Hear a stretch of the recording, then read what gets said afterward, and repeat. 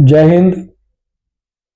लोकशाही युवा फाउंडेशनच्या युट्यूब चॅनलवर आपला सर्वांचं, सर्व देशप्रेमियांचं, सर्व बहुजनांचं हार्दिक स्वागत.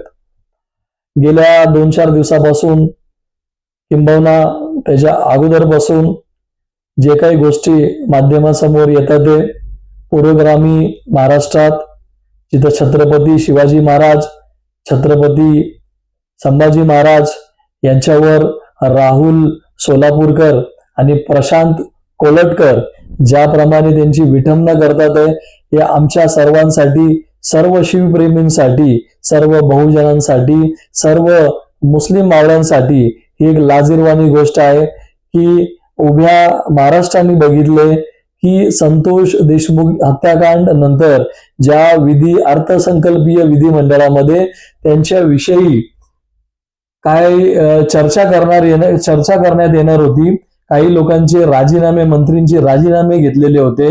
अशा ठिकाणी एखादा प्यादा भाजप सरकारने उभा केला आणि त्यांनी औरंगजेबवर बोललं आणि त्यांनी बोलल्यानंतर त्याचा राजीनामा आणि ते राजीनाम्यानंतर जे काही राजकारण महाराष्ट्रात पेटले आणि हे पेटत असताना कुठंतरी सर्व शिवप्रेमींना हे विसर पडला की प्रशांत कोलटकर आणि हा राहुल सोलापूरकर हे नेमकं गेले कुठे, हे कुठं फरार झालेत, पोलिसांची सुरक्षा यांना कशी काय देण्यात आली.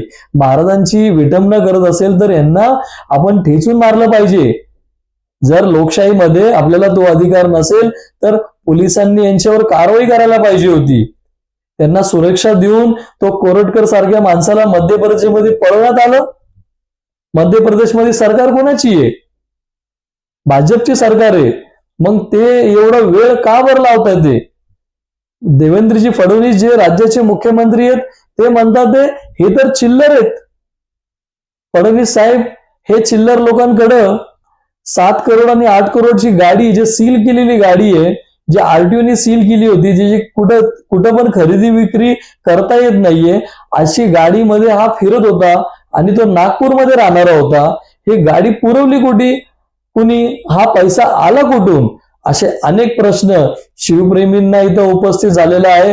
आपण हे दोन्ही कार्टे, दोन्ही कुत्रे जे नेहमी महापुरुषांचा अपमान करत आहेत, ज्या प्रकारे राहुल सोलापूरकर यांनी म्हणलं की छत्रपती संभाजी शिवाजी महाराजांनी लाच देऊन आग्र्याच्या किल्ल्यातून पळून आले.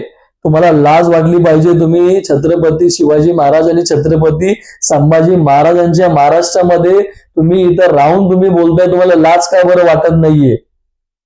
मी राज्य सरकारच्या मुख्यमंत्री व गृहमंत्री देवेंद्रजी फडणवीस देवाभाऊ यांना विनंती करतो, सर्व बहुजनांच्या तर्फे आमचं मन दुखलेलं आहे. ह्या दोन्ही हरामखोरांना जिथं कुठं असतील, काय तुम्हाला यंत्रणा लावायची ते लावा, नाही त्या ठिकाणी तुम्ही भरपूर यंत्रणा लावताय. ह्या दोघांना कुठं असेल जिथं तुम्ही शोधून काढा आणि यांना जे काही कायदेशीर शिक्षा देण्यात येईल ते द्यावं. आणि विधिमंडळामध्ये आम्ही नेहमी लोकशाही युवा फाउंडेशनच्या वतीने आपल्याला मागणी करत आलेले आहोत की आपण महापुरुषांचा जे अपमान दिवसेंदिवस वाढत चाललेला आहे त्याच्या विरुद्ध एक कायदा आपण आणा, कठोर कायदा, जेणेकरून कोणताही व्यक्ती, कोणताही समाजाचा, कोणत्याही महापुरुषांबद्दल कोणताही अवमान करणार नाहीये, असं कठोर कायदा आपल्याला आणायची गरज आहे. आपण खरोच जर महापुरुषांवर प्रेम करत असेल तर मला खात्री आहे बहुमतांचं आपलं सरकार आहे. आपण असं कठोर कायदा आपण आणणार. महापुरुषांविरोधी प्रतिबंधक कायदा आपण या महाराष्ट्राच्या विधानसभेत आणणार, ही खात्री आहे.